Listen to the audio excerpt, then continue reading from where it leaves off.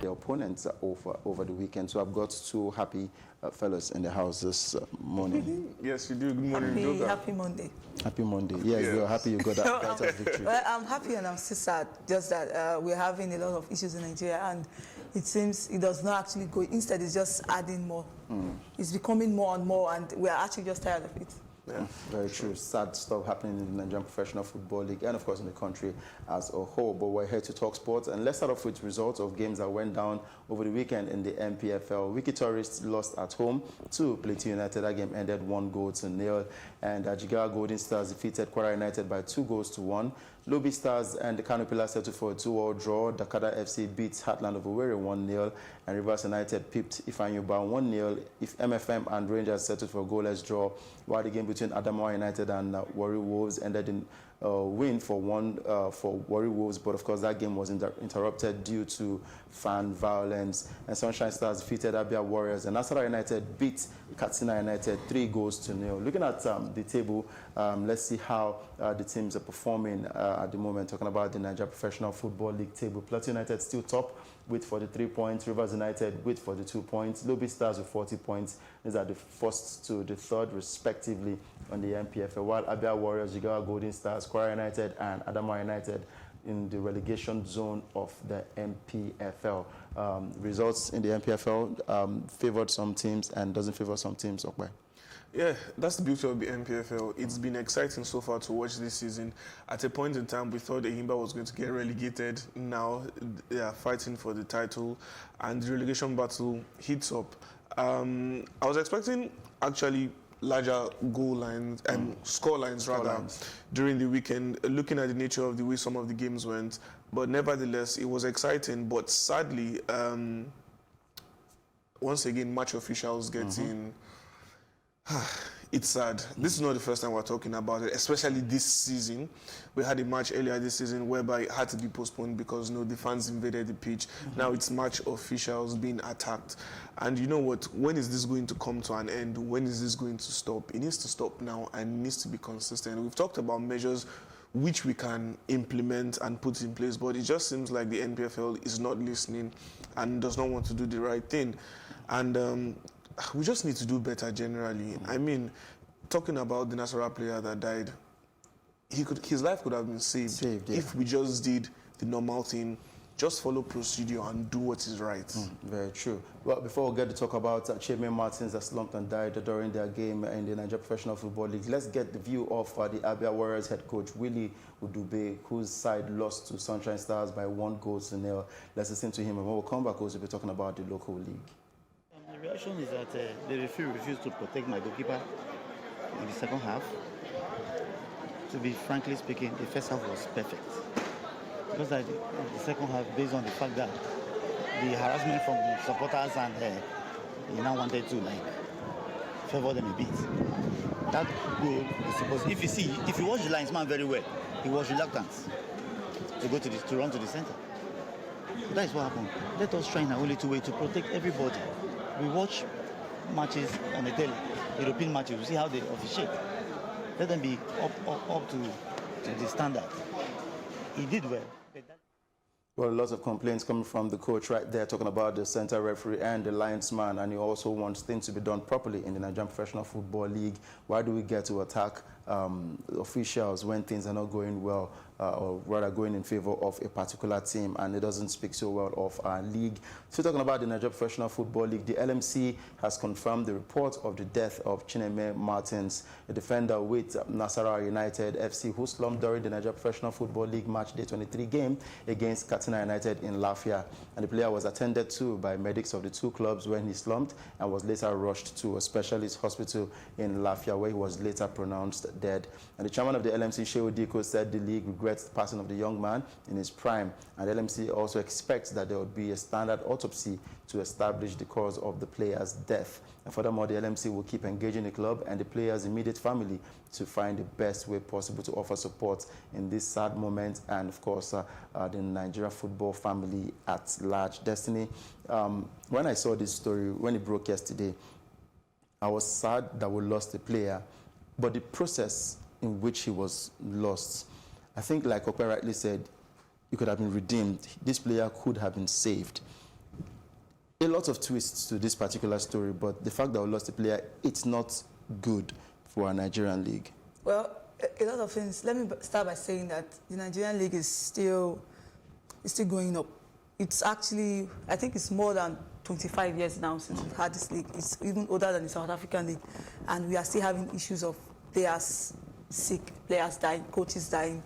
And I don't know if the NPFL, if they have health insurance placed or if they have ambulances on the field of play. And when you have a player, I've actually seen the player slump before in Italy. The player did not die because he was quickly attended to. We saw medicals coming to the field, and it was just in the twinkle of an eye, he was brought back to life. And if this guy actually was attended to, immediately that can happen. I saw a picture this morning where they were pushing the ambulance. Come on, we are in the 21st century. Things like this no longer happen. Even in the Zambia League, they don't have a lot of money to promote their leagues. They don't have something like this happen.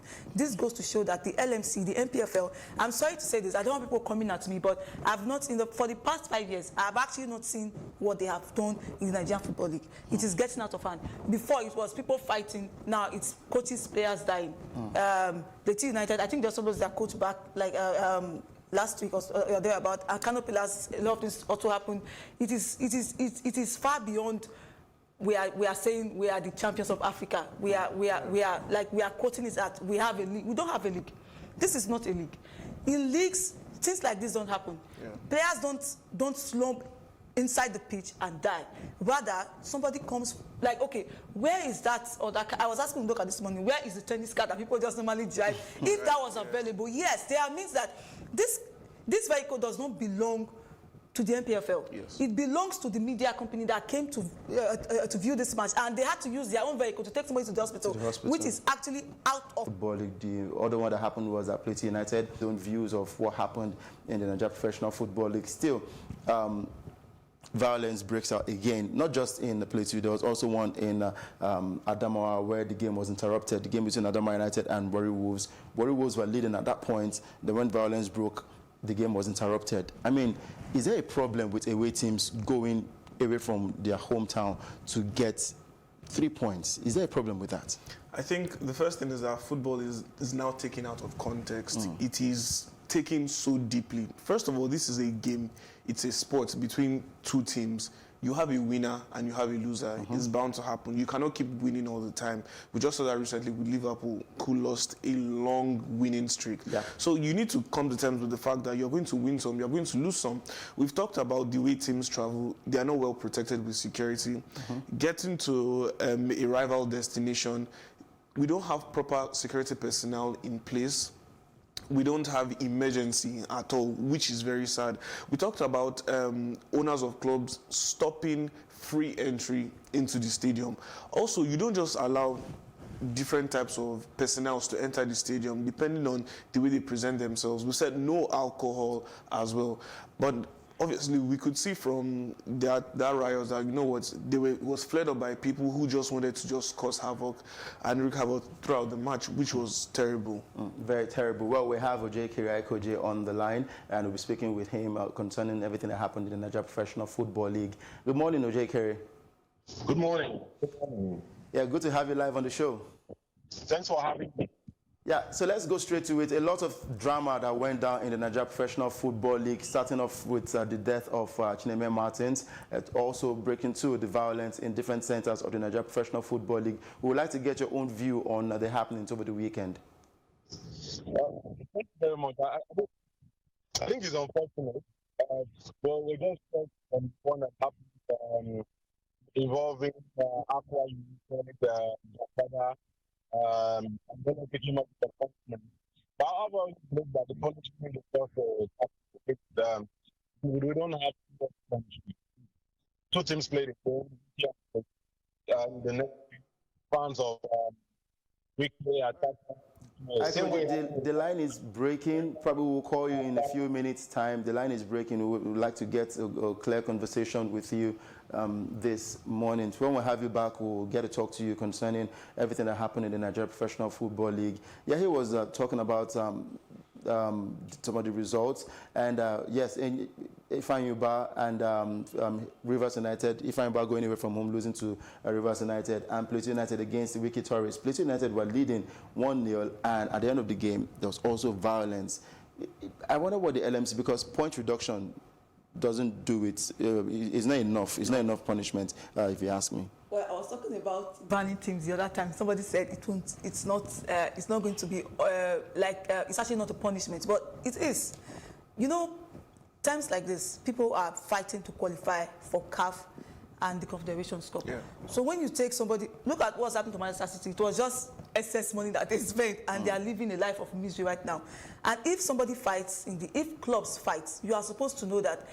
Of course, last week some players were being punished, but that's not enough. You take away their right to play football for months. You take away their right to qualify for African tournaments. When things like that are put in place, nobody is going to question. Your character is going to be normal. Yeah. You can no longer go to the field and start fighting. First, we understand that this is football. It does not require violence. Football is actually supposed to bring people together, but unfortunately, Plateau United are fighting, Adamawa United are